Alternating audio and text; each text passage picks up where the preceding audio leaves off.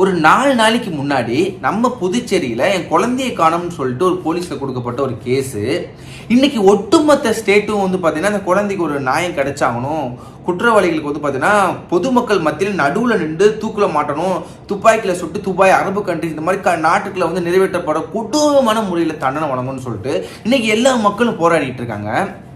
அப்படி ஒரு கஞ்சா குடிக்குன்னு சொல்கிறோன்னா என்ன எப்படி சொல்கிறதுன்னா, ஒரு ஒரு எப்படி சொல்கிறது, அந்த மாதிரி ஒரு கேட்டகரியில் உள்ள ஒரு கஞ்சா குடிக்கிய ஒரு 5 வயசு குழந்தைங்க, குழந்தைன்னா சொல்ற குழந்தைய பார்த்தீங்கன்னா கொடூரமாக ரேப் பண்ணி வந்து கொலை பண்ணியிருக்காங்க. இன்னைக்கு நான் அதை பற்றி தான் அந்த வீடியோவில் பேச போகிறேன். நம்ம புதுச்சேரியில் சோலை நகர்னு சொல்லிட்டு ஒரு பர்டிகுலர் ஏரியாவில் நாராயணன் அவரோட மகன் வந்து பார்த்தீங்கன்னா சின்ன குழந்தை வந்து பார்த்தீங்கன்னா ஆர்த்தி பேர். அந்த குழந்தை வந்து பார்த்தீங்கன்னா சனிக்கிழமை ஸ்கூலுக்கு போகலை, பட்டிகுஷமாக விளையாடிக்கிட்டு இருந்திருக்கு. அப்படி விளையாடும் போது வந்து பார்த்தீங்கன்னா குழந்தைய வந்து காணும், திடீர்னு எப்பயும் போல காணும்னு சொல்லிட்டு போலீஸில் போயிட்டு கேஸ் கொடுக்குறாங்க. அந்த கேஸ் கொடுத்ததுக்கப்புறம் வந்து பார்த்தீங்கன்னா போலீஸ்காரங்க நார்மலாக விசாரிக்கிறாங்க. எந்த ஒரு சிம்டமே கிடையாது. பொதுவாக வந்து பார்த்தீங்கன்னா அங்கே ஏரியாவில் உள்ள சிசிடிவி கேமரா எல்லாத்தையுமே செக் பண்ணிக்கிட்டு இருக்காங்க. அப்படி செக் பண்ணும்போது பார்த்தீங்கன்னா எந்த சிசிடிவிலையும் பார்த்தீங்கன்னா அந்த ஆர்த்திக்கான எந்த காண ஒரே ஒரு கேமராவில் மட்டும் பார்த்தீங்கன்னா ஒரு இடத்துலேருந்து, அதாவது ஒரு சந்துன்னு வச்சுக்கோங்களேன், அந்த சந்துலேருந்து இன்னொரு இடத்துக்கு பார்த்தீங்கன்னா சிறுமி வந்து பதட்டமாக ஓடுற மாதிரி அப்படியே ஓடி போயிருக்கான். அது மட்டும் அந்த கிளிப் மட்டும் தான் கிடச்சிருக்கு. அந்த கிளிப்பு கிடைச்சதுக்கு அப்புறமா பெருசாக அந்த கேஸில் எந்த ஒரு இம்ப்ரூவ்மெண்ட் எதுவுமே கிடையாது. ஃபுல்லாக தேடிட்டு இருக்காங்க. இது நடந்ததுக்கப்புறம் வந்து பார்த்தீங்கன்னா குழந்தை காணாமல் போயிடுச்சு, யாரோ கடத்திட்டாங்க.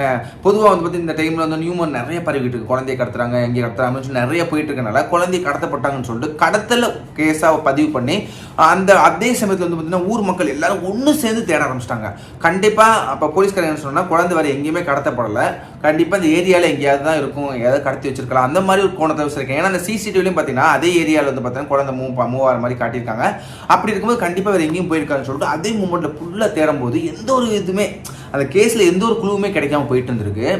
சரி, அவங்க அப்பா நாராயணன் வந்து பார்த்தீங்கன்னா குழந்தை வந்து மிஸ் ஆயிடுச்சு, கண்டிப்பாக யாரோ கடத்தி வச்சிருக்கணும், இல்லை எங்கேயாவது அடப்பட்டு இந்த மாதிரி தான் இருக்கும், குழந்தை வந்து வீட்டுக்கு வந்து திரும்ப வந்துடும் அப்படின்னு சொல்லிட்டு எல்லாருமே ஒன்று சேர்ந்து தேடும்போது 4 நாளுக்கு அப்புறமா அம்பேத்கர் நகர் பக்கத்தில் உள்ள ஒரு நகரில் வந்து பார்த்தீங்கன்னா ஒரு ஷாக்கில் வந்து பார்த்தீங்கன்னா ஒரு உருவம் போயிட்டுருக்கு.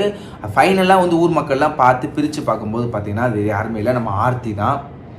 கொடூரமான முறையில் கொலை செய்யப்பட்டு கை கால்லாம் பார்த்தீங்கன்னா கெட்டி அது அவ்வளோ கொடுமை. அதை பார்க்கவுடனே அந்த நாராயணன் தந்தையோட மைண்டு எப்படி இருக்கும், அது நம்ம வந்து நார்மலாக வந்து சொல்லிடவே முடியாதுங்க. அவ்வளோ ஒரு கொடூரமாக கொலை பண்ணியிருக்கானுங்க. உடம்புல அங்கங்கே பிளேடெல்லாம் கிழிச்சு ரேப் பண்ணப்பட்டு ஃபைனலாக வந்து நாராயணன் பார்த்துக்கணும் கதறி அழுது, என் மகளை வந்து ரேப் பண்ணி கொண்டுட்டாங்க, கஞ்சா குடிக்க பண்ண வேலை தான் அப்படின்னு சொல்லிட்டு பேசுகிறாங்க. அதுக்கப்புறம் தான் நியூஸை வந்து வெளியே தெரிய ஆரம்பிக்குது. அது வரைக்கும் இந்த நியூஸ் வந்து நார்மல் நியூஸ் வெளியே எங்கேயுமே பெருசாக பேசலை. ஜஸ்ட்டு குழந்தைக்கான ஒரு கேஸு, மிஸ்ஸிங் கேஸ்ன்னு சொல்லிட்டு அப்போதுக்கு கொலை கேஸாக மாற்றுறாங்க. பேசுங்க பெரிய லெவலில் பார்த்தீங்கன்னா ட்ரெண்ட் ஆனதுக்கப்புறம் எல்லாரும் இதை பற்றி பேச ஆரம்பிக்கிறாங்க. இந்த கொலையாளிகளை வந்து கண்டிப்பாக பிடிச்சி ஆகணும் அப்படின்னு சொல்லிட்டு அப்படி தேடும்போது எங்கன்னா அந்த குழந்தையில பார்த்தீங்கன்னா அங்கங்கே பிளேடு வச்சு ஃபுல்லாக கிழிச்சிருக்காங்க. அப்போது அதே ஏரியாவில் வந்து பார்த்தீங்கன்னா பிளேடை வச்சு கிழிச்சிட்டு பைத்தியம் மாதிரி சைக்கிள் மாதிரி யார் சுற்றுவோம்னா அந்த ஏரியா தெருவில் உள்ள கஞ்சா குடிக்கிங்க. அந்த கஞ்சா குடிக்கிற மாதிரி தான் சந்தேகப்பட்டு ஊர் மக்கள் ஃபுல்லாக அந்த கஞ்சா குடிக்கிறதுல தெருவில் தொல்லை தான், எப்போ பார்த்தாலும் பிடிச்சிட்டு பண்ணுவாங்கன்னு சொல்லி அவங்க ஃபுல்லாக அரெஸ்ட் பண்ணும்போது மொத்தம் 7 பேர் அரெஸ்ட் பண்ணியிருக்காங்க. அதில் 2 பேரும் வந்து வாக்குமூலம் கொடுத்துருக்காங்க, நாங்கள் தான் பண்ணோம் அப்படின்னு சொல்லிட்டு.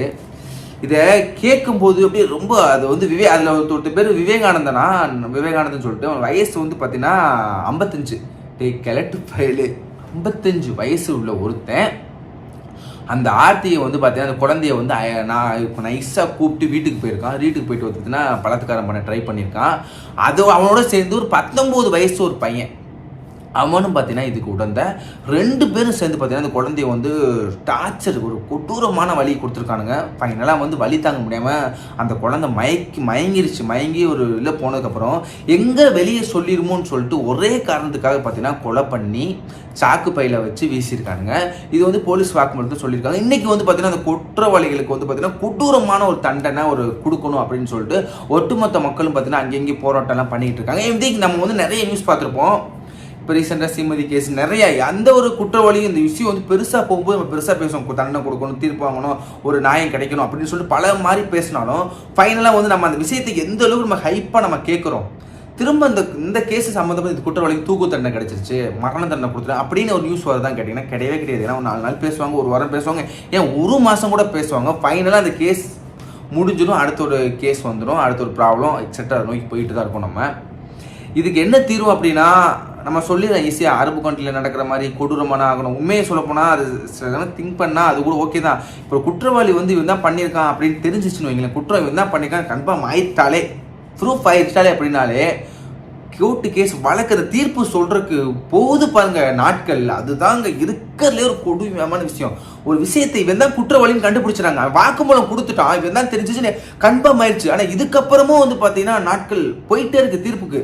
அது ஏன் அப்படின்னு சொல்லிட்டு அவனுக்குலாம் வந்து பார்த்தீங்கன்னா தீர்ப்பு உடனே கொடுக்கணும். ஆனால் இப்போ வந்து பார்த்தீங்கன்னா ஒரு வாரத்துக்குள்ளே அவனுக்கு வந்து பார்த்தீங்கன்னா கட்டு தண்டனை கிடக்குன்னு சொல்லி சிறப்பு அப்படின்னு சொல்லியிருக்காங்க.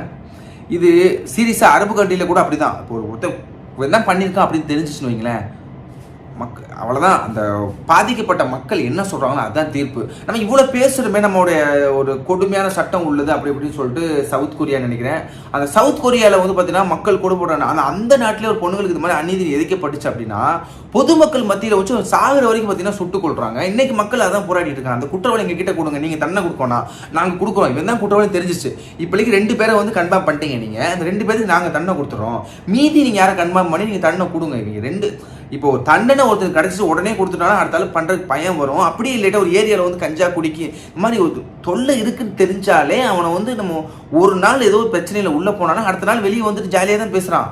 இது ஒன்றுமே ஆகல, சும்மா ஜஸ்ட் ஒரு என்கொயரி தான் டக்கு டக்குன்னு முடிச்சிட்டேன் அப்படின்னு சொல்லிட்டு அந்த அளவுக்கு அவன் பேசுகிறான். என்ன தெரியும்னா அவனுக்கு பெருசாக எதுவுமே நடக்கல, அவனே வச்சு நொங்கி விட்டுனா அதுக்கப்புறம் கஞ்சா குடிப்பானா இல்லை அதை பற்றி மைண்டு போகுமா? இது சரி கைஸ், நான் அதை பேசுன்னு தெரியல. நம்ம நிறைய பேசிட்டு நானும் வந்து பார்த்தீங்கன்னா வீடியோஸ் வந்து போட்டு ரொம்ப நாள் ஆச்சு. இப்போ இதை பற்றி பேசணும்னு தோணுச்சு, அதனால தான் பேசுகிறேன். இதோட நான் வீடியோ முடிச்சுக்கிறேன்.